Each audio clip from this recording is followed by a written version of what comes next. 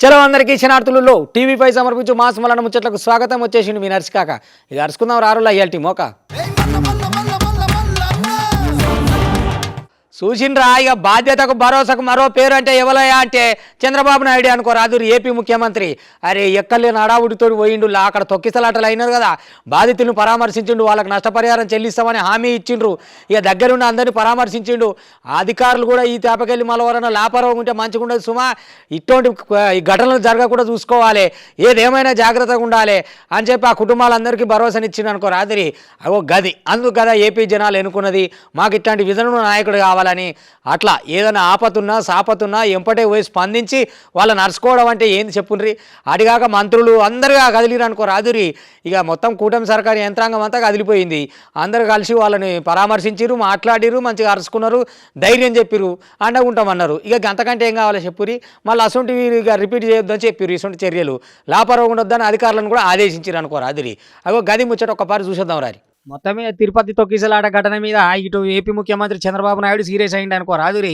వైకుంఠధార దర్శనం టోకెన్ల కోసం పెద్ద సంఖ్యలో భక్తులు వస్తారని తెలిసేనాయే, అందుకు తగ్గ ఏర్పాట్లు ఎందుకు చేయలేదు అని చెప్పి అధికారుల మీద బాగానే ఆగ్రహం వ్యక్తం చేసింది అనుకో రాదురి. విధుల్లో అత్యంత అప్రమత్తంగా ఉండాలి కదా, చాలా బాధ్యతతో ఉండాలి కదా, ఇట్లా లాపర్వతోటి ఉంటారా, ఏం తమాషాలు చేస్తున్నారా అని చెప్పని సీఎం సాబ్ ఫైర్ అయింది అనుకో రాదురి గట్టిగానే. బాధ్యత తీసుకున్నప్పుడు బాధ్యత నెరవేర్చాలి కదా, తమాషా అనుకోవచ్చు. రిటర్న్గా ఇచ్చారా? ఏమి ఇచ్చావు? కాపీ అండి చూడు గేటే కదా, ఆ గేటు ఈ గేటు ఉంది.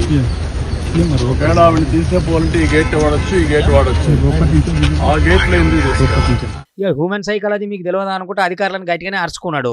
ఇక 2 గేట్లు ఉన్నప్పుడు మేనేజ్ చేయడం ఎందుకు రాలేదని కూడా ప్రశ్నించింది అనుకో రాదురి.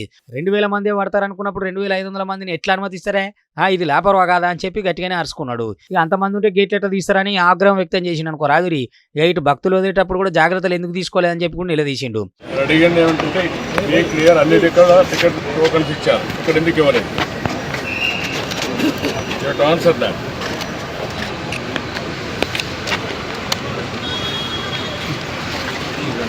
అందరూ ఎవ్రీబడి చెప్తున్నా, పద్ధతి ప్రకారం పనిచేసి నేర్చుకోండి. బాధ్యత తీసుకున్నప్పుడు బాధ్యత నెరవేర్చాలి కదా, తమాషా అనుకోవద్దు. ఇక ఇటు టికెట్ల పంపిణీకి ఎందుకు సవ్యంగా చేయలేకపోతురు, ఏ పని ఆ పని ఆడ ఎందుకు ఇట్లా ఆగమాగం చేస్తురు చెప్పని గట్టిగానే అడిగిన అనుకో రాదురి.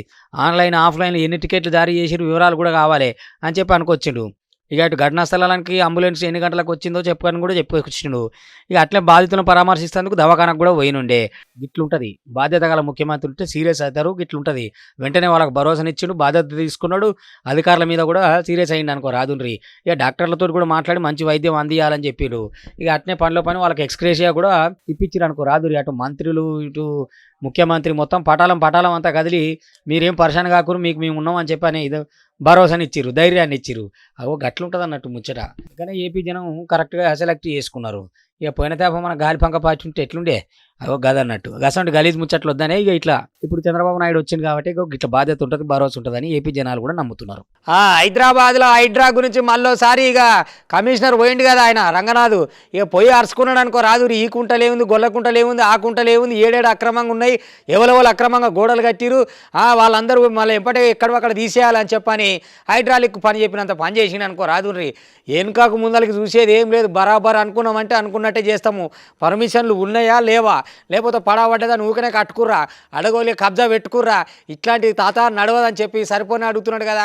ఇక గట్టిగానే అటు ఉన్నోళ్ళని కూడా ఎవరెవరు ఏడగట్టిరు ఏం సంగతి అనే దాని మీదకి వెళ్ళి అక్కడ జనాల మీద కూడా మంచిగా గట్టిగానే ఫైర్ అయ్యింది అనుకో రాదుర్రి. ఎట్లా కడతారు, పర్మిషన్ ఉండాలి కదా, ఏ జాగా ఎవరెవరిది ఏం సంగతి, ఇట్లా అడవులే కట్టుకుంటూ పోతే ఎట్లా అని చెప్పని సరిపోనే అరుచుకొస్తున్నాడు. ఒక చూద్దాం రా కథ ఏందో. ఇక ఊకునేది లేదే, ఎడబడతాడ పర్మిషన్ లేకుండా అడవులే కుంటల్ని కబ్జాలు పెట్టి వాగుల్ని కబ్జాలు పెట్టి ఏమేం చేస్తున్నారు ఏం కాదు, అట్లా నడిచేది లేదని చెప్పి శంషాబాద్ మున్సిపాలిటీ పరిధిలో ఉన్న గొల్లోనుకుంట ధర్మోజుకుంట సందర్శించుండే హైడ్రా కమిషనర్ రంగనాథ్. ఇక గొల్లోనుకుంట ధర్మోజుకుంటలో భారీగా అక్రమ నిర్మాణాలు ఉన్నాయి, ఎక్కడివి ఎవరెవరు ఎట్ట కడతారు అట్లా అక్రమ నిర్మాణాలను ప్రోత్సహిస్తున్న శంషాబాద్ మున్సిపాలిటీ చైర్మన్ భర్త మహేందర్ రెడ్డి మీద కూడా గరమైంది అనుకో రాదుండ్రి. ధర్మోజుకుంట అడ్డంగా కట్టిన ఈ ప్రహారీ గోడను కూడా వాడేయాలి, ఏమనుకుంటారు ఎట్లా అనుకుంటారు మీరు, ఇది ఎక్కడి కథ అని చెప్పి ఇరిగేషన్ అధికారులకు గట్టిగానే ఆదేశాలు ఇచ్చిండు అనుకో రాదుండ్రి. ఒక పరి చూద్దాం రారేమో మాట్లాడుతున్నాడు కదా సారు ముచ్చట. హైడ్రా బృందము అండ్ అట్లానే అధికారుల బృందంతో పాటు ఇక్కడ లోకల్ అధికారులు అందరం కూడా ఒకసారి మేము ఈ క్షేత్రస్థాయి పరిశీలనలో రావడం జరిగింది. కొన్ని పేపర్స్ లో అట్లానే కొన్ని కంప్లైంట్స్ వచ్చిన నేపథ్యంలో మేము ఈ ఫీల్డ్ ఇన్స్పెక్షన్ కి రావడం జరిగింది. ఇక్కడ ఈ గొల్లవాణి కుంట అండ్ అట్లానే ధర్మోజీ కుంట విలేజ్ మ్యాప్ లో చూపిస్తున్నారు. సర్వే ఆఫ్ ఇండియా చేసిన టోపో షీట్ లో కూడా ఉండింది. సో దాన్ని ఒకసారి ఇప్పుడు దాని మీద చెరువుని ఆక్రమిస్తున్నారని 5-6 ఏళ్ల నుంచి కంప్లైంట్లు వస్తుంటే దాన్ని ఇప్పుడు కూడా ఈ మధ్య కూడా రాసినప్పుడు మేము దాన్ని ఒకసారి క్షేత్రస్థాయిలో ఫీల్డ్ విజిట్ కి రావడం జరిగింది. సో దాన్ని తప్పకుండా పాత శాటిలైట్ ఇమేజెస్ వాటిలన్నింటిలో కూడా తీసుకొని అన్ని చెక్ చేసిన తర్వాత అక్కడ ఒక వాటర్ బాడీ ఉందని నిర్ధారణ చేసిన తర్వాత డెఫినెట్ గా మేము చట్టపరంగా ప్రొసీడ్ అవుతాము. అట్లానే ఇక్కడ కూడా ఈ పర్టికులర్ ధర్మోజీ కుంట దీనికి కూడా ఎక్స్టెండ్ టు 10 acres దాకా ఉంది. బట్ ఇప్పుడు హార్డ్లీ 7 acres ఏదో ఉన్నది. అది చూసిరా, ఇక తగ్గేది లేదు, ఎవరికి ఇనేది లేదు. సంబంధిత అధికారులు నిర్లక్ష్యం చూపిస్తే చర్యలు తీసుకుంటాం, ఊకుంటాం అనుకుంటారా ఎట్లా అని చెప్పి హెచ్చరించింది అనుకో రాదుండ్రి. ఇక అక్రమంగా దోసుకున్న కాడికి దాచుకున్న కాడికి చాలు, ఇక ఈ కాంచెలు మీ లెక్కలు నడవే, మీ కథ నడవదని చెప్పి గట్టిగానే అనుకొచ్చిండు.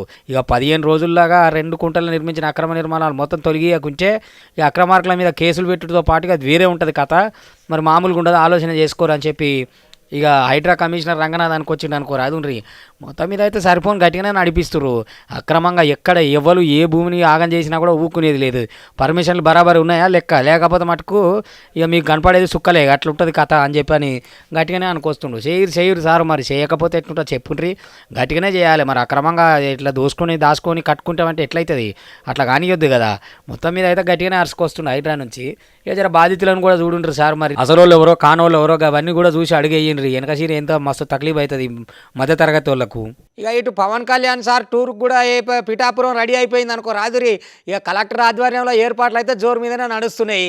ఎందుకంటే ఈ సంక్రాంతి సంబరాలు సురువు చేసేది ఉంది కదా. ఇక అక్కడి నుంచి కొన్ని గోకులాలు కూడా ఓపెన్ చేస్తున్నమాట. ఇక మొత్తం మీద పెద్ద ఎత్తున భారీ ఎత్తున సభా ఏర్పాట్లు అవుతున్నాయి అనుకో రాదురి. ఎందుకనంటే అభివృద్ధి పదంలో దబా పోవాలి కదా. అందుకని ఇట్లాంటి సభలు ఇట్లా పెట్టి సంక్రాంతి సంబరాలు కూడా చేసుకుంటా మొత్తానికైతే ఏర్పాట్లు జోరు మీద అవుతున్నాయి. కలెక్టర్ దగ్గర ఉండి చెప్తున్నాడు కదా, ఒక పార్కి కలెక్టర్ సాబ్ని కూడా అరుచుకుందాం రారులా. మరి ఏమేం చేస్తున్నారు సారు, ఎట్లా సంగతి, డిప్యూటీ సీఎం వస్తున్నట్టే మరి పిఠాపురం ఎట్లుంటుంది కథ, అగో ఆ ఏర్పాటు ఎట్లున్నాయి ఏం సంగతి అనే దాని మీదకి వెళ్ళి ఇంకా ఏమేమి హామీలు ఇవ్వబోతున్నాడు, ఏమేమి నెరవేర్చబోతున్నాడు అనేది కలెక్టర్ సాబే చెప్తుండు. ఒక పారి ఇందాం రారి ఆ ముచ్చట కూడా చెప్పుకరారి కలెక్టర్ సాబ్. మొత్తం మీద సంక్రాంతి సంబరాలు సురువు అవుతున్నాయి కదా నుల్లా. ఇక ఇటు కాకినాడ జిల్లాలో డిప్యూటీ సీఎం పవన్ కళ్యాణ్ పర్యటన చేయనున్నాడు అనుకో రాదుండ్రి. ఇక పవన్ ప్రాతినిధ్యం వహిస్తున్న పిఠాపురం నుంచి సంక్రాంతి సంబరాలు సూటిగా సురువు అవుతాయి అనుకోరి. ఇక భారీగా ఏర్పాట్లే చేస్తున్నారట అధికారులు కూడా. పెద్ద ఎత్తున వేసాడు కదా టెంట్ గింట అంతా, పెద్ద లెక్కనే ఉంది. ఇక పిఠాపురం నుంచి రాష్ట్ర వ్యాప్తంగా 12,500 మినీ గోపులాలను సురువు చేయబోతున్నాడట. ఇక పిఠాపురం పాత బస్టాండ్ కాడున్న రాజీవ్ గాంధీ మున్సిపల్ హై స్కూల్లో జరగనున్న ఈ సంక్రాంతి సంబరాలకు ఇది వేదిక అయింది అనుకో రాదురి. ఇక దంచి దమాంచి పెట్టాలి, అభివృద్ధిలో ముందుకు పోవాలి, అందరూ ఆకాంక్షించినట్టే రాష్ట్రం కూడా ఉరుకులు పరుగుల మీద అభివృద్ధిలో పరుగులు పెట్టాలని చెప్పి మాట్లాడుకొస్తున్న తరుణం అన్నట్టు. ఇక ఆదానికే ఇప్పుడు ఏర్పాట్లు జోరుగా అవుతున్నాయి అనుకో రాదుండ్రి. ఇక కలెక్టర్ సాబే ఏమో చెప్తున్నాడు కదా, ఏందో కథ ఒక్కసారి ఇందాం రారి. సంక్రాంతి ప్లస్ మన రాష్ట్ర వ్యాప్తంగా 12,500 మినీ గోకులాలు ఎన్ఆర్జీఎస్లో భాగంగా పంచాయతీరాజ్ డిపార్ట్మెంట్ నుంచి మనకు డిప్యూటీ సీఎం గారు ఇనాగ్రేషన్ చేయడానికి పిఠాపురం రాబోతున్నారు. దాంతో భాగంగా సంక్రాంతికి ముందు కాబట్టి 10వ తేదీ సంక్రాంతి సంబరాలతో కలిపి ఇక్కడ పిఠాపురం మన గవర్నమెంట్ గర్ల్స్ మున్సిపల్ స్కూల్లో ఈవెంట్ చేయడం జరుగుతుంది. ఇన్వైట్ ఎవ్రీవన్ అందరూ ఆహ్వానితులే. అండ్ ఆ రోజు సార్ ఇనాగ్రేషన్తో పాటు కొంత స్టాల్స్, గవర్నమెంట్ నుంచి స్టాల్స్, తర్వాత సంక్రాంతి సంబంధించి కొన్ని స్టాల్స్ విజిట్ చేయడం జరుగుతుంది. చూసిండ్రు కదా ఇక గదన్నట్టు. మొత్తం మీద పిఠాపురం నియోజకవర్గం అభివృద్ధి ఇక ఎట్లెట్లుంటుంది, విధానాలు ఏంది, ఏం కథ మొత్తం అంతా ఇక సార్ చూసుకుంటాడు, మేము సై అనుకుంటూ వెళ్ళిపోవుడే ఉంటుందని చెప్పి కలెక్టర్ సాబ్ అనుకొచ్చిండు అనుకో రాదుండ్రి. ఇక ఇటు హై సెక్యూరిటీ నేపథ్యంలో భద్రతా ఏర్పాట్లు కూడా గట్టిగానే పరిశీలిస్తున్నారు అనుకో రాదురి అధికారులు. ఎందుకనంటే ఇప్పుడు భద్రత కూడా అవసరమే కదా. ఎందుకు మళ్ళీ పెద్ద అసలే డిప్యూటీ సీఎం వస్తున్నట్టే ఎట్లుంటుంది కథ. కాబట్టి భారీ బందోబస్తు ఏర్పాటు చేసి జనాలకు ఏమేం కావాలో ఎట్ట చేయాలో సంక్రాంతి కానించాలి ఏపీ ఇంకెట్లా ముందుకు పోవాలి సంబరాలల్లా అని చెప్పని అనుకొచ్చిరు అనుకో రాదురి. మొత్తం మీద అయితే ఏర్పాట్లు పిఠాపురం నుంచి భారీగానే అవుతున్నాయి. ఇక మరి ఉప ముఖ్యమంత్రి దిగేదే ఆల్చే ఉందనుకో రాదురి. ఇక డిప్యూటీ సీఎం దిగిందంటే ఎట్లుండాలి మళ్ళీ, అస్సలే పవన్ కళ్యాణ్ కదా. అగో గదే ముచ్చట మీదకి వెళ్ళి సంబరాలు అయితే జోరుగా అంబరాన్ని అంటుకుంటున్నాయి పిఠాపురంలో. అవో ఇంకా మీదికెళ్ళి మాట్లాడుతున్నావా కేటీఆర్ మీ అసంటూ లుచ్చ పనులు లంగా లఫంగా పనులు మీరు చేస్తారు మళ్ళీ మీదికెళ్ళి మా ముఖ్యమంత్రి అనబడుతుంది అని చెప్పి సాలు నువ్వు పొడుగు కొట్టక ఇంకా పొంకనాలి కొట్టిన కాడికి బాగానే ఉంది. అమ్మో నీ సకదనం పాడైపోను. నువ్వు చెప్పొస్తున్నావు ఎవరి సొమ్ము ఎవలాగం చేసిరు, ఎవరి పరుగు ఎవరు తీసిరు, ఎవరు లిక్కర్ కేసులు అరెస్ట్ అయ్యారు, మన ఈ రాష్ట్ర పరువు దేశం దాకా ఎవరు తీసుకుపోయారు. ఇంకా మళ్ళీ మీదికెళ్ళి ఆయన ఇచ్చులు కచ్చకాయలు పెట్టి చెప్తున్నావు ముచ్చట నేను బాగా ఇగ్రవంతుని, ఈ రేసులో నాకు ఏ సంబంధం లేదని ఇవాళకి చెప్తాను కథ అని. ఇక కాంగ్రెస్ పార్టీ విప్ ఉండే కదా మన యాదాద్రి ఆలేరు ఎమ్మెల్యే బీర్ల ఐలన మాట్లాడుతున్నాడు అదే ముచ్చట మీదికెళ్ళి. ఒక పారు అరుచుకుందాం రాని గట్టిగానే అరుచుకున్నాను అనుకో రాదు కేటీఆర్ని. మరిగా ఆయన బాధ ఏమున్నది ఏం కథ అనేది ఒక్కపారి తెలుసుకుంటే ఎట్లెట్లుంటుంది ఏం సంగతి అనేది చూద్దాం రారి. మంచిగానే ఆశీర్వదించింది కదా. అబ్బో నీ చక్కదనం ఇంకా తెలంగాణ ప్రతిష్టను పెంచినా అని పొంకనాలు కొడుతున్నావు ఆయన. చాలు కొట్టిన కాడికి పుట్టు కొట్టినావు ఇప్పటికే. నీ లెక్కకున్న వారు ఇప్పటికే లిక్కర్ స్కామ్లో మీ చెల్లెలేమో జైలుకు పోయి తెలంగాణ పరువు అంతా దేశంలో ఏమి లేకుండా చేసింది. ఇక నువ్వేమో ఫార్ములా ఈ కేసులో అవినీతికి పాల్పడి తెలంగాణ ప్రతిష్టను అంతర్జాతీయంగా తీసేసినావు. పైసా అవినీతి పాల్పడలేదని చెప్తున్నాడు అట కేటీఆర్. ఎంత ముద్దుగా చెప్తున్నావు అయ్యా. అనుమతి లేకుండానే 55 కోట్లు ఎట్లు ఇప్పించినావో చెప్పవైతివి.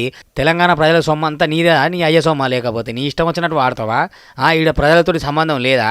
తెలంగాణ సంపదను విదేశాలకు అప్పనంగా దోచిపెట్టిందే కాక మళ్ళీ నేను నికార్సైన తెలంగాణ బిడ్డను అని చెప్తున్నావు ముచ్చట అని చెప్పి ఇక బీర్ల ఐలే ఉన్నాడు కదా ఆలేరు ఎమ్మెల్యే ప్రభుత్వ విప్పు గట్టిగానే అనుకొస్తున్నాడు అన్న. ఎందుకన్నట్టు మరి కేటీఆర్ అంటేనే వాళ్ళు మంచిగానే అరుచుకుంటారు అన్నట్టు. ఒక్కపారి చూద్దాం రా ముచ్చట ఎట్లున్నదో. ఒక రకంగా మీ చెల్లె తెలంగాణ పరువును తాకట్టు పెట్టి జైలుకి వెళ్లిందే కాక ఇలా ఈ ఫార్ములా కేసులో 55 కోట్లు విదేశీ కంపెనీలు కట్టుబెట్టి ఎలాంటి అనుమతులు లేకుండా లుచ్చా పనులు చేసింది నువ్వు. మీరు చేసినటువంటి అప్పులను మీరు చేసినటువంటి తప్పులను ఒక్కొక్కటిగా సర్దిద్దుకుంటూ ప్రజాపాలన అందిస్తూ ఇలా ప్రజలను మందుతున్నటువంటి గౌరవ ముఖ్యమంత్రి మీద కేటీఆర్ అంశతో వ్యాఖ్యలు చేస్తున్నావు. ఖబర్దార్ బిడ్డ, లుచ్చ పనులు చేసింది మీరు ఇలా తెలంగాణ పరువును భారతదేశంలో ప్రపంచ దేశాల్లో ఇలా తెలంగాణ పరువును తీసింది మీరు. కాబట్టి ఇలా తెలంగాణ ప్రజలు మిమ్మల్ని చీకొట్టి ఇంట్లో కూర్చోబెట్టినా జైలు పోతూ ఇవాళ ఇంకా కూడా ఇలాంటి వ్యాఖ్యలు చేయడం నిజంగా కూడా నీ అవివేకానికి నిదర్శనంగా మళ్ళొక్కసారి గౌరవ ముఖ్యమంత్రి రేవంత్ రెడ్డి గారి మీద నోరు జారితే తస్మత్ జాగ్రత్త బిడ్డ.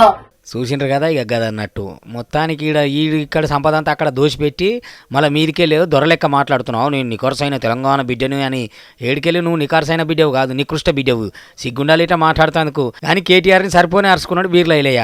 ఇక మా ముఖ్యమంత్రి రేవంత్ రెడ్డి మీద నోటికి వచ్చినట్టు మాట్లాడితే చూసుకుంటా ఊకుంటాం అనుకుంటున్నావా? ఎట్లా ఏడికాడికి కడిగి పడేస్తాం అడిగి పడేస్తాం ఏమనుకుంటున్నావు నువ్వు? ఏం నీ ఇష్టం వచ్చినట్టు మాట్లాడితే అంత తెలంగాణ అంత నీ అయ్య జాగిరా అని చెప్పని సరిపోనే అరుచుకున్నాడు.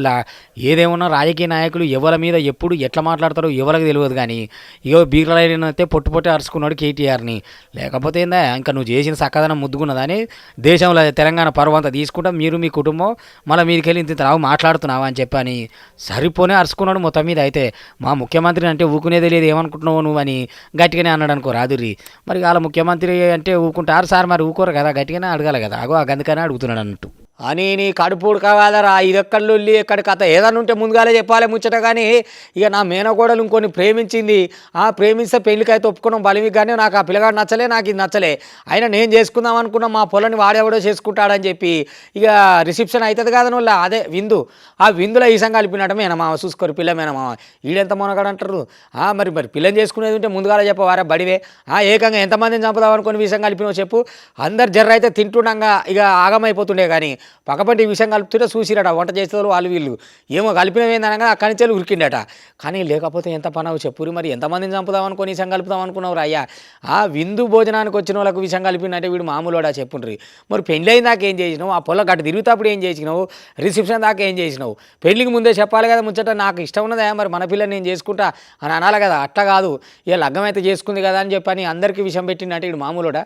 ఎదుడు కథ ఎట్లున్నదో అని ఆలోచన కగ్గిదరగా కదరా. ఏం ఆలోచన చేసినావు రా భార్య నువ్వు? నీ లొల్లిక్కున్న వారేదు మేనగోడలు పెళ్లి నచ్చక ఇందు భోజనాలు ఇషం పెట్టిందంటే వీని ఏమనాలి చూడురి. వీడు సిడిగే ఉన్నట్టున్నది. ఇక ఇటు మహారాష్ట్రలో ఉన్న కొల్లాపూర్లో తన చేతిలో పెరిగిన కోడలు ఇక నాకు నచ్చని పెళ్లి చేసుకున్నది మా మేనగోడలు. నేను గట్టట్లు బతుకొని సాలనని మరి పెళ్లికి ముందన చెప్పిన అవరాని ముందు నష్టం అయిపోనంటే మళ్ళీ పెళ్లికి ముందు చెప్పలేదట. ఇక పెళ్లిలో ఏకంగా వాళ్ళు డిన్నర్ పెట్టుకుంటారు కదా వాళ్ళ విందు. ఇక విందు కోసం వచ్చిన చుట్టాలు అందరూ కూర్చున్నాగానే ఆ విందు భోజనాలలో ఇషం కలిపినట. కాదట. పక్క పొంటి వాళ్ళు చూసిరు కాబట్టి సరిపోయింది, కానీ వీళ్ళు తినేది ఉంటే ఎంతమంది నాగం చేసి ఇవ్వాలి వీడు. వీడిని ఏమనాలి చెప్పుర్రి, గీసొంటి మనుషులు తయారయ్యారు దునియా మీద. నేను చేసుకునేది ఉంటే అంటే నేను చేసుకుంటా అని చెప్పేది ఉండే, లేకపోతే నువ్వు ఆ పెళ్లి చేసుకుంటూ నాకు ఇష్టం లేదని చెప్పేది ఉండే. అది కాదు ఇది కాదు చూస్తా అమ్మ మీ సంగతి అని చెప్పని వచ్చిన చుట్టాలకి ఇసం పెట్టి చంపబోయిందంటే ఏమనాలి. అత్త మీద కోపం దుత్త మీద తీసినట్టు కాదా ఇది. లేదు ఆశీర్వదించి పోదాం ఎందుకు పిలిచిరు కదా బాగానే అని వస్తే వీడు ఏకంగా విషయం పెట్టినంటే ఏమనాలి చెప్పుర్రి వీడిని. గిసొంటి అడ్డమైన దందగాలు మోపైరు దునియా మీద. ఎక్కడి బంధాలు, ఎక్కడి మానవత్వాలు, ఎక్కడి సంబంధాలు. మేనగోడలు నచ్చలేదని ఇట్లా చేస్తాడు వీడు. వీని లొల్లుకున్న వారేదను. घटनास्थळ पंचनामा केला असून जेवणाचे सॅम्पल्स तसेच जो विषारी पदार्थ किंवा फिनेल जे आहे ते जप्त करण्यात आलेलं आहे. त्या संदर्भात केमिकल आणि लक्झर पाठवून त्या संदर्भात विषारी पदार्थ कोणता होता आणि त्यापासून मनुष्याला हानी होती का नाही या संदर्भात पत्रव्यवहार केलेला आहे. तसेच आरोपीची जी गाडी आहे ती गाडी जप्त करण्यात आलेली आहे. आरोपीच्या शोधाकरता पन्हाळा पोलीस स्टेशनकडून एक टीम पाठवण्यात. ఇష్టం లేని పెళ్లి చేసుకుంటే నువ్వు చెప్పేది ఉంటే స్పష్టంగా, అంతేగాని ఆగవాగం చేస్తా నేను అందరికి ఇసం పెడతా అంటే పోనీ ఏమనాలి చెప్పు. నేను ఎంతమందిని చంపుదాం అనుకున్నావురా బడిపోయి నువ్వు. ఇసం పెట్టి ఎవరెవరిని చంపుదాం అనుకున్నావు ఏం సంగతి. నీ మేనగోడలు నీకు నచ్చకుండా పెళ్లి చేసుకుంది కాబట్టి వచ్చిన వాళ్ళు అందరూ చచ్చిపోవాలన్నా. ఇక గిట్లాంటి ముచ్చట్లు ఉంటే ఎట్లుంటుంది చెప్పుండ్రి. మరి అదే మరి పిల్లగానే మనం పగబట్టిన అంటే కాదట. వచ్చిన వాళ్ళందరికీ ఇసం పెట్టబోయినట్టు వీడు మామూలుడా. ఏంద్ర నువ్వు ఏ సంగతి అనగానే అక్కడికి వెళ్ళి ఉరికిపోయినాడు. ఇక పారిపోయిండు. ఇక పోలీసు వాళ్ళ కాడికి పోయి కేసు అయితే పెట్టినట్ట కానీ ఇంకా తాత దొరకలేదు. మరి దొరికినాక పడతాయేమో తలంబరాలిగా. ఇక గిసొంటోళ్ళు మోపైరు దునియాలా ఏం చెప్తాములా. ఇసం పెట్టి ఎంతమందిని చంపుదాం అనుకున్నావురా నువ్వు నీ లొలికున్న వారేదను. ఇక ఇవ్వనంటే వాళ్ళ టీవీ5 సమర్పించు మాస్ మలన్న ముచ్చట్లు చూస్తూనే ఉంటారు. మళ్ళీ రేపు ఇది వరదాకా మీ టీవీ5 ఇగుంటా.